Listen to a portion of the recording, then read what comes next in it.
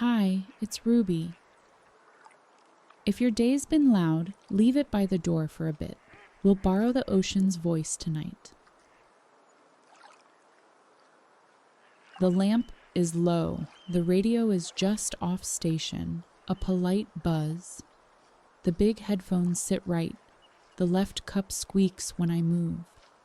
I should fix it. Not tonight. They let me catch the small parts of water. The hush before a wave.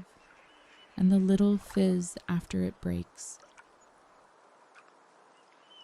Ember sleeps across my lap, warm, heavy. Each breath nudges the notebook. The line goes a little crooked. I let it. The pencil is blunt. I keep going anyway. On the first page, a note to myself. Write it how it sounds, not how you remember it. So I write what I hear. Come in, go out, come in, go. I lose the count. That's fine. Out.